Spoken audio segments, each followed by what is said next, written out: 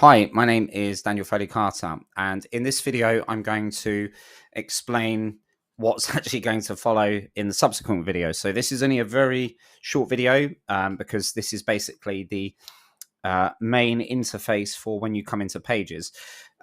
Because of the nature of how these are dealt with individually, I'm not going to do them in this video. They will each have their own video because there's various complexities behind them. But what I'll do is I'll use this video just to explain the main interface and some of the key things. So first of all, what we see here is we see the volume of URLs that Google say it knows about but hasn't indexed. Now, there's some key things to note here. So you could have a website with 2,000 pages on it and not indexed could be significantly larger. So if you have a website and it's 2,000 pages, but there's 4,000 non-indexed URLs, you might be thinking, well, that doesn't make any sense. How could there be more URLs than what exists? And in this video, I will explain everything. So first of all, let's explain a little bit of a concept. So when Google crawls a website, it will go to your website and it will follow all of the internal links and it will build up a list of URLs that it will index and URLs that it won't index. So typically stuff that's indexed, great, fine. We can look at that separately when we're looking at how well our indexed content does. But not indexed is also something that we should pay attention to. And it's important for a number of reasons. So first of all, let me explain the principle of why sometimes there can be more URLs here than actually ones that exist. So you may have been on a website, and in fact, actually, if we look, so we may go on a website, and we've got all different pages on our site. Now, this actually isn't the best example because you can't buy anything. But let's actually take this site here. So our website, our Bulkco website, for example, might be 2,000 pages. Now, on some websites, they may have something called filtering. So if you're on a product website, for example, you might have a price filter, a color filter, a size filter. If you're a holiday company, you might have an accommodation filter, property type filter, size of party filter. You can have filters for loads of things. But typically on a website, what can happen is that certain functionality in sites can create what's called URL parameters. Okay. And these URL parameters are basically things that change the content within the page. So when I change this price, for example, you can see here that that slider has created a URL. But if we look, this is the actual page. This is our one page of our 2,000. Okay.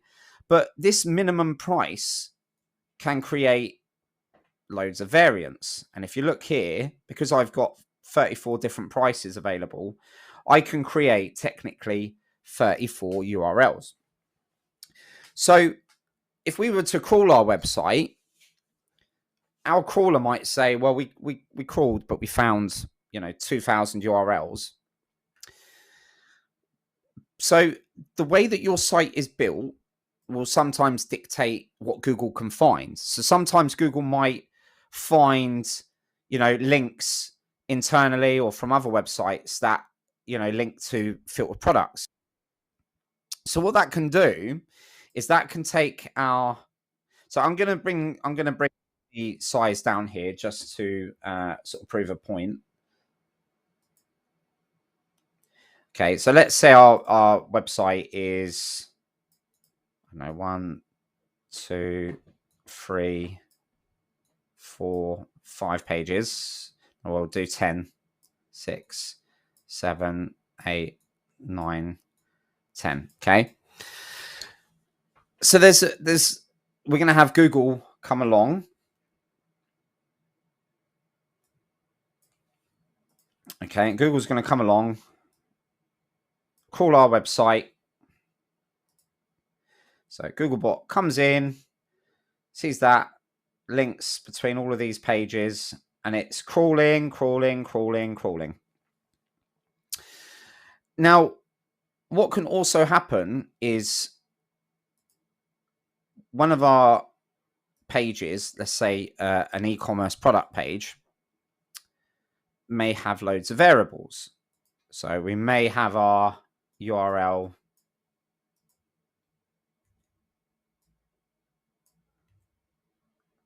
with our variables.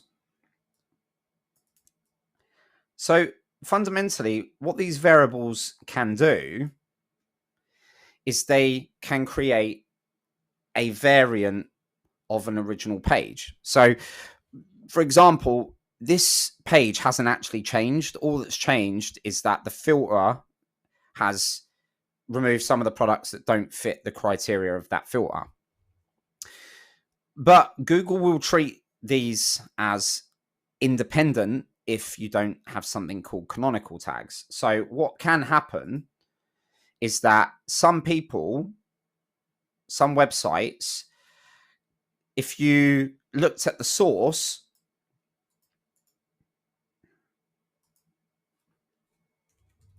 so do you remember from the other video when I was saying to you how a canonical tag is like a parent and a child? So we're telling Google what's the parent and what's the child. So Google will ignore the child. And we want that because of the other thing in the other video that we watched previously, when I was talking about cannibalization, when Google doesn't know which one to return. So it sometimes can return the weaker one, which is not good. So we see here, for example, we have a canonical tag here. Okay, so we're saying to Google, just ignore this. This is not a standalone URL. Ignore it. Okay. Now, whether that tag's there or not, if we tell Google this belongs to this, ignore it. Okay. Google's going to say, okay, I'll ignore it. But what Google will do is, even though it's ignoring it, it will still report that it knows it exists. So if there are 30 variants of this, okay, that's going to add 30 URLs to our not indexed. Okay. Now, depending on obviously the conditions that we set, whatever way you look at it, if Google knows a URL exists, or even if it doesn't exist, it can still report it. So this is one of the things that typically can happen. Now, another scenario could be that you deleted this page. So Google knows about this one page and it knows about this 30 variants. But because you deleted them, you have 31 URLs that are no longer on the site. But Google remembers them. So here's how this works. For whatever reason, Google finds the URL and doesn't index it. Google tells you the reason why it didn't index those URLs. So let's say these 30 variants. So if I can go back and undo my squiggles. Okay. So let's say we've used the canonical tag to say, ignore these 30 URLs because they're a parent of that. What that will then do is it will go into one of these reasons. Now, if you see here, there's alternative page with proper canonical tag. Okay. So Google's saying, right, I've seen all of these variant URLs, but I know to ignore them because they are canonical child URLs. They are child URLs. They don't need to be returned in Google, but our main URL does. So that 30 URLs that it knows of will go under alternative page with proper canonical tag. But remember, we said all different scenarios can lead to what Google does. For example, if we then go back, remember we said if we deleted this page, okay, so we've deleted this page, that means we have 31 pages missing, because if the parent page is gone, the child pages are all going to go as well. So that means 31 URLs. Now, if Google comes to this URL, they're going to be gone. So where's it going to put them? It's going to put them under not found. Okay. So fundamentally, the not indexed URLs is about everything that Google knows about or has found. Now, sometimes the other thing that Google can do is if you have a website with loads of filters, okay, so let's maybe do this in a Google Sheet.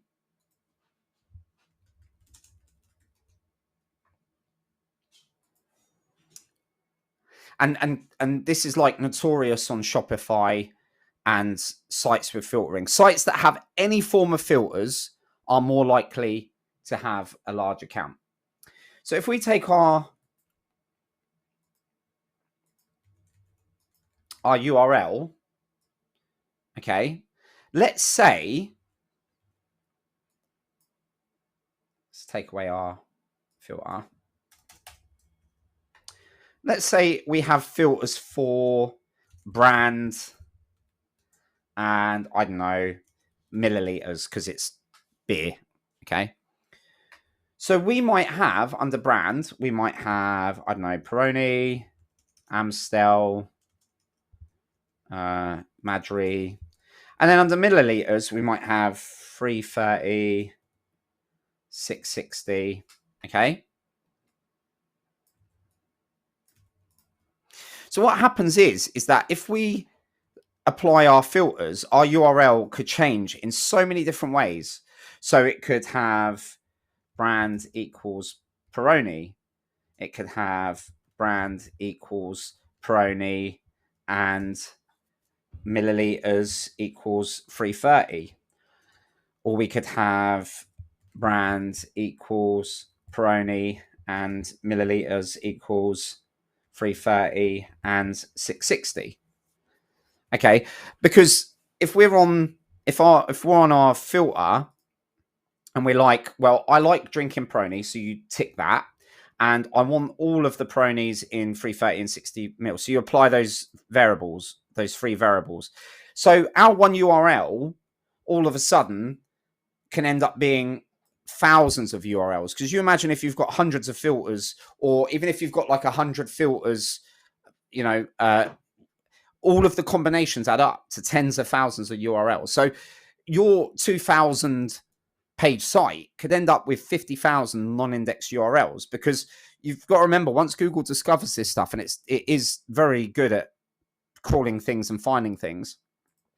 So what tends to happen is the volume of non-indexed URLs can balloon. Now you imagine, right, that example. So you imagine you remove the Peroni brand and you end up with 1,000 URL combinations that are all gone. They're all going to go to not found. So this is why generally not indexed URLs can balloon. And not indexed URLs does not mean URLs that can be indexed. Not indexed just means it's whatever it's found. So for example, not indexed includes pages that can't be indexed because they don't exist anymore. So this is not a total indicator of how many pages that you've got. It's just how many pages Google knows about, whether they're indexable or not. Generally, for best practice, it's not essential, but generally it's good from a hygiene perspective. You will want the volume of non-indexed content to be as low as possible. You will never fully eradicate it. There can be instances where if you've got a 5-10 page site, you know, and it's young, it might not have anything. But generally, as sites get older, you know, old URLs and things accrue. Now, this data is based over a 3-month period, okay?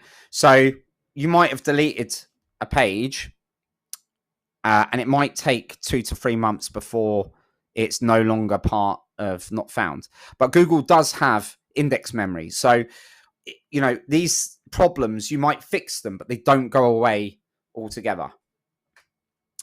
Then obviously this is just reporting on what is actively indexed.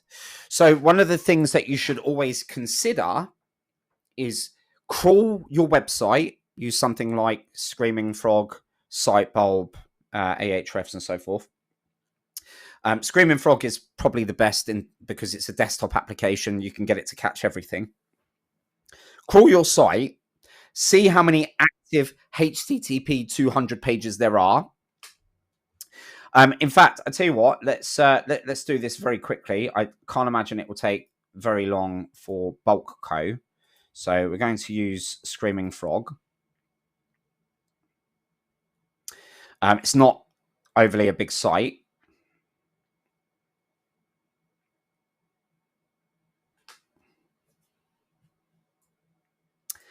So we're going to add bulkco.co.uk. Now, usually I do all the configuration and stuff. I'm not going to do that now. This is not a video about how to use Screaming Frog. I have videos that will cover everything, including crawling with Screaming Frog and other tools. So Screaming Frog is now going through the website. This is effectively doing what Google's doing to a degree, low level. Google does a lot more behind the scenes, but fundamentally this is going through our website. And once we've crawled our site, we're just going to click on all and change that to HTML. Then what we're going to do is click this little filter icon here, and we're going to change address to status code, because remember, we want to compare how many pages were crawled that are active versus how many are indexed and active. So we're going to click OK here. And you'll see here that number's going up, 280, 290. So we'll let that crawl for a minute. It might take a couple of minutes. Even if it doesn't finish crawl, it doesn't matter. The logic is that when my crawl is finished, okay, I want my total number of crawl pages to be as close to the volume of index URLs. Because you imagine, if I crawl my website and I have 2,000 pages and 600 are indexed, 611 are indexed, you know, where's the other 1,589? So one of the ways that we use page indexing in Search Console is to export the data and start following some processes, which I'll teach you on how to, you know, ascertain how much of your index, your website is indexed, how much is not indexed, why that might be the case, how to resolve it. But typically this gives you an indication of what direction things are going in and the total volumes, and you can export that and it will give you a summary. And this is these are the reasons why content is not indexed. So when you come down to this table, it's based on this data only. So in the follow-up videos from here onwards, I'm going to run through the indexing reasons, what they are, how to export and diagnose, and how to resolve. My name is Daniel Foley Carter. If you want to visit our website, it's Assertive UK, ASSERTIVE UK.com. We also have SEO-audits.io, and we have www.seo-stack.io, which is our Google Search Console replacement tool. My name is Daniel Foley Carter. Thank you for watching.